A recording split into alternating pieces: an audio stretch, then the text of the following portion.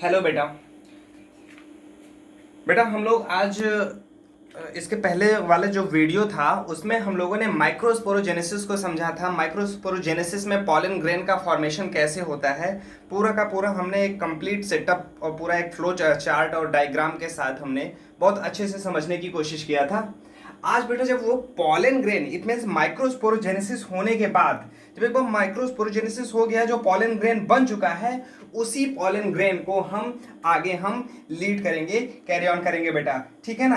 तो अब pollen grain है क्या चीज? पॉलन ग्रेन सीधा सीधा आप समझते रहिए कि पॉलन ग्रेन क्या है। ये एक मेल गैमेटोफाइट है। ठीक है ना बेटा, ये एक मेल गैमेटोफाइट है। अब कहोगे पॉलन ग्रेन है क्या? ये सिंपल मेल गैमेटोफाइट। जैसे यहाँ पर एनसीईआरटी ने कुछ थोड़ा सा बेसिक चीजें समझाया हुआ है कि हम लैब में इसको टेस्ट भी करेंगे, कैसे पॉलन ग्रेन हम इसको देखेंगे भी, कैसे पॉलन जर्मिनेट होता है ये भी देखेंगे। सपोज कोई एक फ्लावर लीजिए, उस फ्लावर पे अपने हाथ ऐसे लगा दीजिए, जो उसका एंथर वाला हिस्सा है, एंथर वाले हिस्से पर हाथ ऐसे लगा देंगे तो आपके हाथ में कुछ पाउडरी सी कुछ चीजें हैं, ऐसा लगेगा कि कुछ पाउडरी अपीयरेंस हो रहा है बेटा, वही पॉलन ग्रेन होता है। सपोज हिबिस्कस का फ्लावर लीजिए, चाइना रोज जिसे कहते हैं, गुड़हल का, उसी पे आप उसके एंथर पे आप ऐसे हाथ लगाइए हल्का सा जेंटली, और आपको कुछ पाउडरी सा फील होगा। ठीक है ना बेटा। बेटा जो पॉलन ग्रेन होता है, इस पॉलन ग्रेन का शेप, साइज, कलर, ये सारी की सारी चीजें बेटा वेरिएबल होता है। जो भी चीजें शेप, साइज, कलर, डिजाइन सब वेरी करते हैं। एवरी प्लांट में ये वेरिएबल होते हैं। ठीक है ना बेटा। तो जो पॉलन ग्रेन है, इस पॉलन ग्रेन की जो साइज होती है बेटा, जो शेप होता है, वो जनरली स्फेरिकल माना जाता है। ठीक ना बेटा, स्फेरिकल होता है। और इसका, ठीक है ना बेटा, इसका जो साइज होता है वो 20 से 50 माइक्रोमीटर डायमीटर तक का होता है। ठीक है बेटा, 20 से 50 माइक्रोमीटर डायमीटर तक इसका साइज होता है। ठीक है ना बेटा, इसको याद रखना बेटा। ठीक है ना। अब जैसे यहां पर हमने एक डायग्राम को बनाया हुआ है, जो कि एनसीईआरटी ने भी इसको अच्छे से बनाया हुआ है। ठीक है ना बेटा, आप इसमें देखेंगे, इसमें हालांकि एनसीईआरटी ने दो डायग्राम बनाया, कुल 5 डायग्राम है, मैंने यहाँ पर एक मिस किया हुआ है, आप समझ जाएंगे इसमें क्या चीजें हैं इसमें। ठीक है ना बेटा।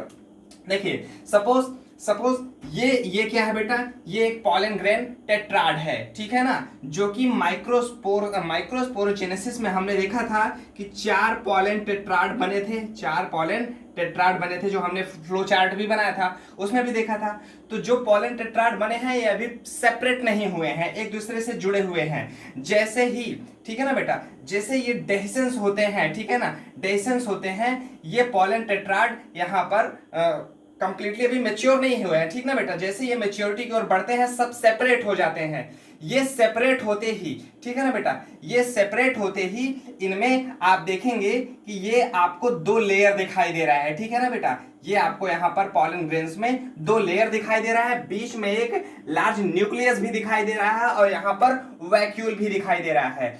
इस पॉलन ग्रेन में बेटा डेंस साइटोप्लाज्म होता है और यहाँ पर न्यूट्रिशन रिच होता है। ठीक है। अब इसमें जो 2 लेयर दिखाई दे रहे हैं बेटा, इसकी आउटर लेयर, इसकी जो आउटर लेयर है, इसको बेटा हम इसको बेटा हम एक्साइन कहते हैं। ठीक है ना बेटा, आउटर लेयर किस क्या कहते हैं बेटा, एक्साइन, और जो इनर लेयर होती है बेटा उसको हम इंटाइन कहते हैं। अब आपको ये चीज यहां पर थोड़ा समझना होगा बेटा, जो इसकी आउटर लेयर है, आउटर लेयर जिसको हम एक्साइन कह रहे हैं, ये एक्साइन बेटा एक विशेष प्रकार के केमिकल्स की बनी होती है, जिसको हम स्पोरोपोलेनिन कहते हैं। ठीक है ना बेटा, ये स्पोरोपोलेनिन, यहां पर मैं नाम लिख दे रहा हूं, यहां पर स्पोरोपोलेनिन, ठीक है ना, स्पोरोपोलेनिन। ये स्पोरोपोलेनिन एक हाईली क्रॉस लिंक्ड बायोपॉलीमर होता है बेटा।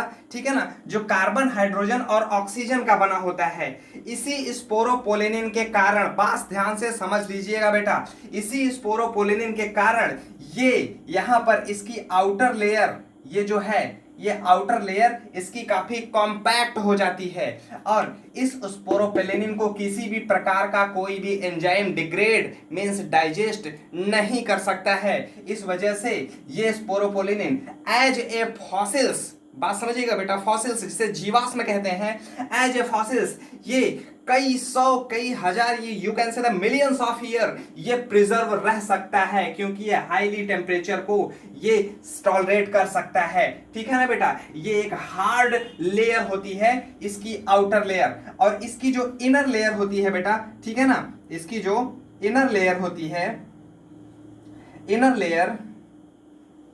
लेयर इसको बेटा हम एक्साइन कहते हैं। ठीक है ना बेटा, इसको हम एक्साइन कहते हैं। ये एक्साइन बेटा ये सेलुलोज और पेक्टिन की बनी होती है। किसकी? याद रख, सेलुलोज एंड पेक्टिन। ठीक है ना बेटा, बेटा माफ कीजिएगा, यहां पर इनर लेयर को इंटाइन कहते हैं।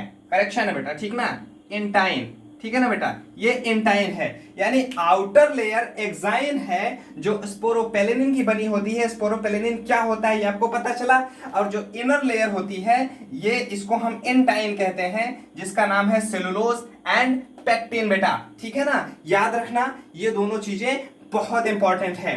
अब ये इसी स्पोरोपेलिनिन के कारण आपको, जैसा मैंने पहले बताया, कि ये एज ए फॉसिल्स प्रिजर्व हो सकता है मिलियंस ऑफ ईयर के लिए। ठीक है ना, हाँ ठीक है ना बेटा, यहां तक आपको ये समझ में आया कि इसकी आउटर वॉल क्या है, इसकी इनर वॉल क्या है, किसकी बनी है। ठीक है ना बेटा, इसके अंदर आपको पता ही है कि जो साइटोप्लाज्म है, साइटोप्लाज्म किससे कवर होगी, वो आपको पता है। साइटोप्लाज्म किससे कवर होती है? प्लाज्मा मेम्ब्रेन से कवर होती है। ठीक है ना बेटा, जो सेल मेम्ब्रेन होती है उससे कवर होती है। ठीक है ना, अब यहां पर आप इस डायग्राम में जो आप देख रहे हैं, इस डायग्राम में इसमें क्या हो रहा है बेटा, आप देखेंगे कि यहां पर एक जो न्यूक्लियस है उस न्यूक्लियस का डिवीजन हो रहा है। ठीक है ना बेटा, न्यूक्लियस का डिवीजन हो रहा है। अगर यहां पर न्यूक्लियस का डिवीजन हुआ, न्यूक्लियस के डिवीजन होने के बाद आप अगले इमेज में देख रहे हैं कि पूरे सेल का यहां पर डिवीजन हो चुका है। तो यहां पर एसिमेट्रिकस स्पिंडल क्यों लिखा है? ठीक है ना बेटा, जब इक्वल सेल डिवाइड होता है तो सिमेट्रिकल स्पिंडल बनेगा, और यहां पर सेल इक्वल डिवाइड नहीं हो रही है। समझिएगा बात को, यहां पर साइटोप्लाज्म इक्वल नहीं हो रहा है। ठीक है ना, ये मत सोचिएगा कि उसका न्यूक्लियस के जो क्रोमोसोम्स है वो अनइक्वल हो रहे हैं। न्यूक्लियस तो इक्वल डिवाइड हो रहा है, लेकिन साइटोप्लाज्म अनइक्वल डिवाइड हो रहा है। वो ऐसा इसलिए क्योंकि जो स्पिंडल फाइबर्स हैं वो काफी निचले बॉटम एंड पे बन रहे हैं, इस वजह से यहां पर ये सेल यहां डिवाइड हो रही है अनइक्वली, इसलिए इसमें एसिमेट्रिकल स्पिंडल बना हुआ है। ठीक है ना बेटा, तो ये जो पॉलन ग्रेन यहां पर, ये पॉलन ही है बेटा। ठीक है ना, पॉलन मैच्योरिटी की ओर बढ़ रहा है, वहां पर पॉलन ग्रेन यहां पर दो सेल में डिवाइड हुआ है। ठीक है ना, यानी आप यहां पर दो सेल में डिवाइड दिखा रहे हैं। तो ये पॉलन ग्रेन कैसा है बेटा? हैप्लॉइड है। तो हैप्लॉइड सेल्स ऑलवेज अगर डिवाइड करेगी तो वो माइटोटिकली ही करेगी। तो यहां पर किस प्रकार का डिवीजन हुआ है? माइटोटिक डिवीजन हुआ है। तो यहां पर दो सेल बन गई। एक जो पहली सेल जो दिखाई दे रही है वो, उस सेल को हम बेटा जो लार्ज सेल दिखाई दे रहे हैं, जिसमें लार्ज डेंस साइटोप्लाज्म है, इसमें काफी रिच विटामिन्स होते हैं, ठीक है, प्रोटीन्स होते हैं, इनको बेटा हम कह रहे हैं वेजिटेटिव सेल्स। ठीक है ना बेटा, ये वेजिटेटिव सेल्स हैं। और जो छोटा सेल्स यहां पर दिखाई दे रहा है इसे हम जनरेटिव सेल्स कहते हैं। ठीक है ना बेटा, इसे जनरेटिव सेल्स कहते हैं। ये वेजिटेटिव सेल्स हाईली न्यूट्रिएंट्स को होल्ड करता है, इस वजह से इस जनरेटिव सेल्स को न्यूट्रिशन प्रोवाइड करता है। ठीक है ना बेटा, ये न्यूट्रिशन प्रोवाइड करता है। इतनी चीजें आपको यहां पर समझ में आ गई। अब क्या होगा? अब डेहिसेंस, अब पॉलन ग्रेन्स डेहिसेंस करके बाहर निकलेगा। अब बाहर निकलेगा तो यही जनरेटिव सेल्स क्या करेगा? फर्टिलाइजेशन करेगा। लेकिन फर्टिलाइजेशन कैसे करेगा? क्योंकि यहां पर इसके बाहर तो जो इसके बाहर स्पोरोपेलिनिन की बनी एक्साइन की एक आउटर टफ वॉल है, इसको तो ये तोड़ नहीं पाएगा बेटा। इससे निकलने के लिए यहां से इस न्यूक्लियस को, यानी जो मेल गैमेट्स जो फ्यूज होगा फीमेल गैमेटोफाइट से, ठीक है ना, फीमेल गैमेट से, अब उससे निकलने के लिए यहां पर छोटा सा एक जर्म पोर होता है। ठीक है ना बेटा, यहां पर एक छोटा सा जर्म पोर होता है। आप और करीब लाएंगे तो समझ में आएगा। यहां पर जर्म पोर होता है।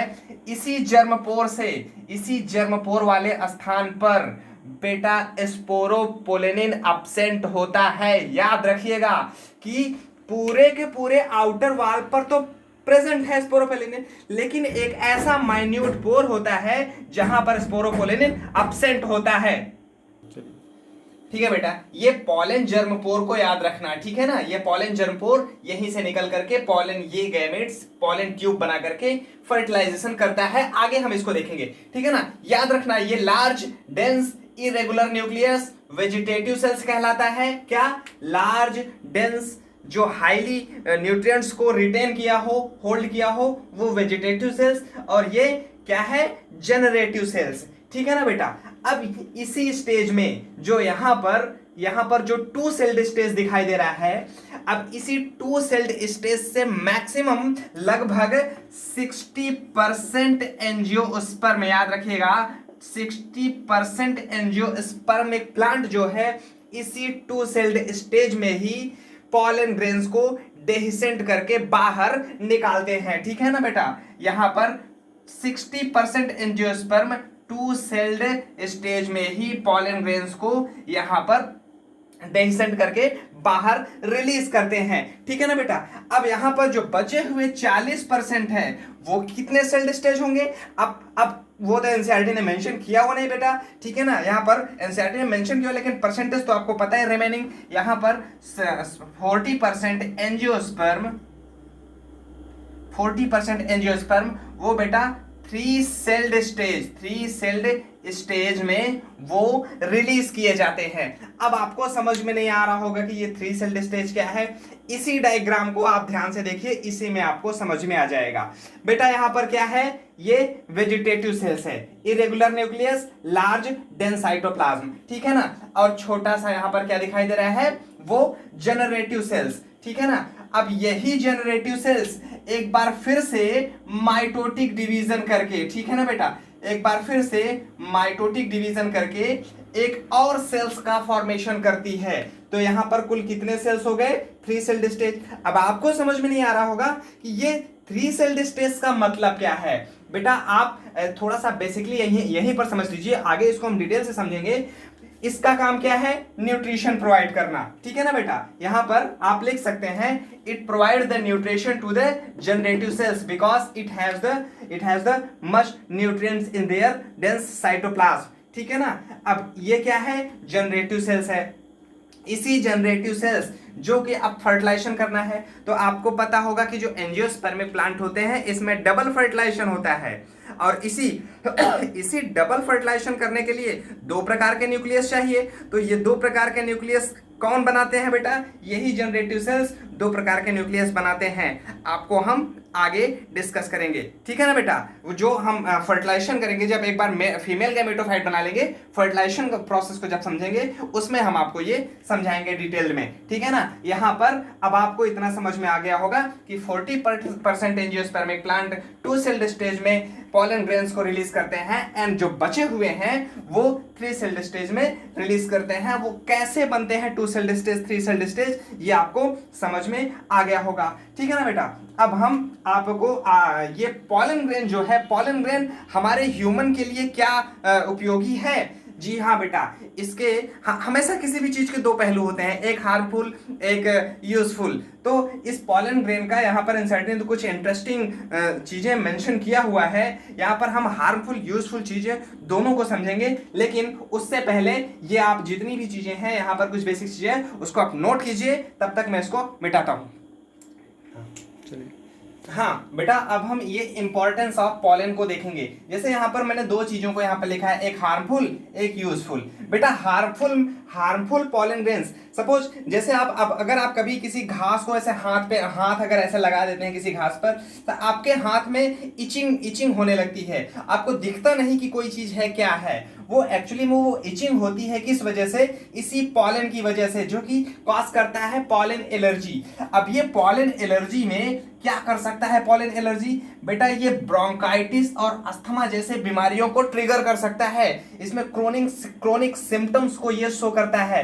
दोनों बेटा लंग्स डिजीज हैं, ब्रोंकाइटिस और अस्थमा, और ये आपकी स्किन पर इरिटेशन कॉज कर सकता है, क्योंकि इसके जो आउटर सरफेस होती है पॉलन ग्रेन्स के, ये काफी कहीं के पॉइंटेड भी हो सकती हैं, ठीक है ना, क्योंकि इनका शेप और साइज डिफरेंट होने की वजह से। तो ये ये स्किन इरिटेशन भी आपको कॉज कर सकती है। जो सबसे इंपॉर्टेंट इसमें जो सबसे इंपॉर्टेंट चीजें हैं वो पॉलन एलर्जी कॉज करने वाला यहाँ पर जो एग्जांपल है उसे याद रखिएगा बेटा, कैरेट ग्रास। इसका साइंटिफिक नेम है पार्थेनियम, ठीक है ना बेटा। इस कैरेट ग्रास को याद रखिएगा। ये बेटा अमेरिका से 1950 में एज ए पॉल्यूटेंट्स गेहूं के साथ चली आई थी बेटा, वीट के साथ हमारे देश में चली आई है।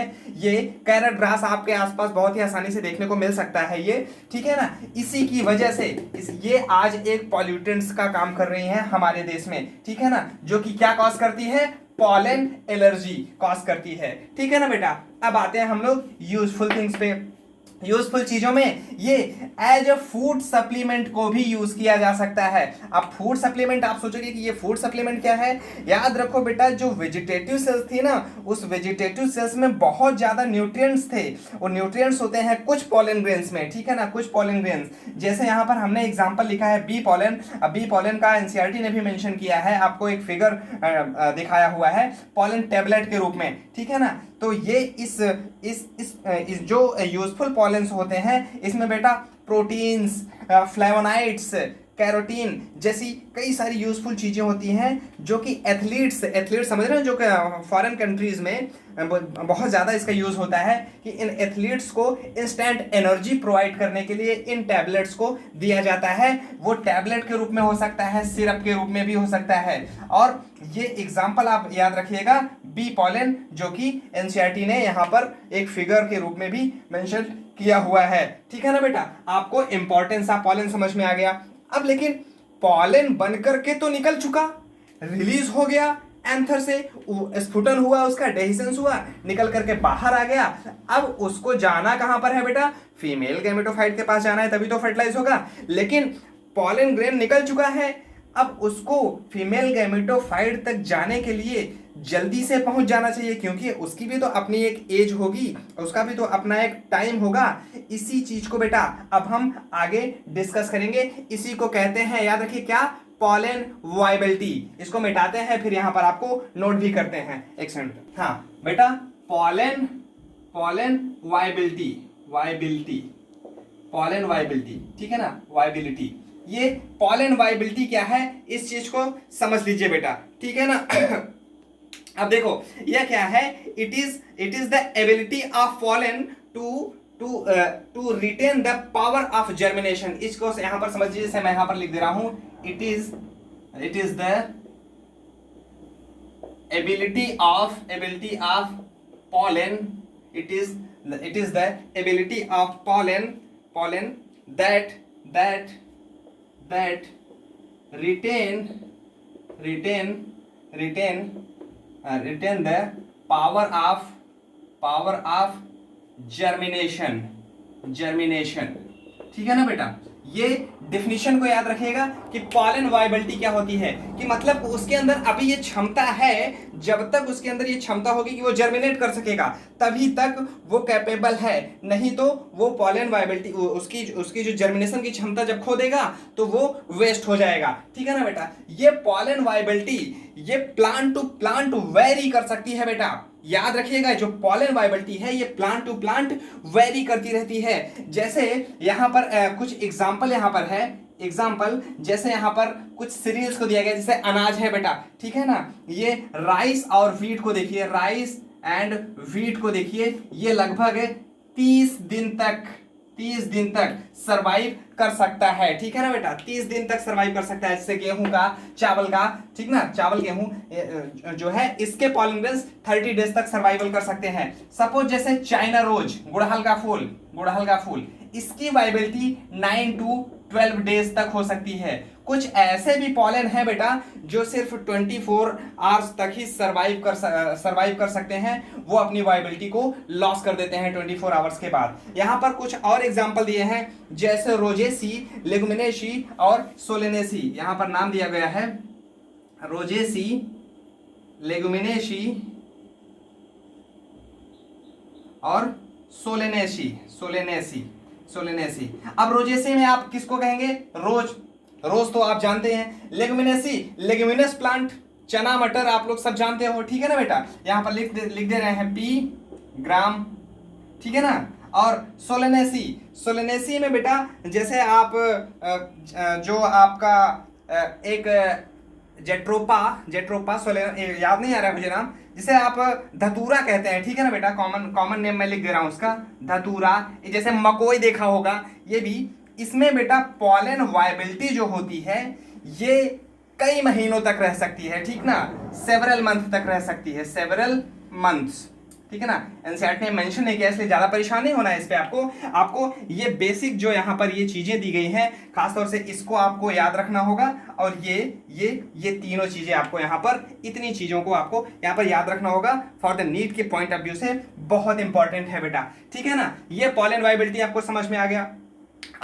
अब ये होता है कि जो पॉलन ग्रेन बन चुके हैं, इन पॉलन ग्रेन को इन केस अगर हम प्रिजर्व करके रखना चाहें तो, या फिर एक जगह तो दूसरी जगह से इसको हम इंपोर्ट या एक्सपोर्ट करना चाहें तो, इसके लिए बेटा हमें पॉलन बैंक, हमारे जो कि पॉलन बैंक का बनाए जा चुके हैं, इसको पॉलन बैंक में हम पॉलन ग्रेन्स को -196 डिग्री सेंटीग्रेड पर नाइट्रोजन लिक्विड में, याद रखिएगा बेटा, एम्स में भी पूछा गया है ये, नाइट्रोजन लिक्विड में इसको प्रिजर्व किया जा सकता है।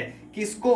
पॉलन ग्रेन को। कितना? -196 नाइट्रोजन लिक्विड। ये भी याद रखना बेटा, यहां पर जैसे 196 ही दिया हुआ है, तो कभी कभार क्या होता है कि फ़ारेनहाइट और केल्विन में भी पूछ सकता है। तो फ़ारेनहाइट में देखा जाए तो ये -320 फ़ारेनहाइट आता है, और केल्विन में देखा जाए तो ये 77.15 केल्विन डिग्री पर ये इसे रखा जाता है, ठीक है ना बेटा।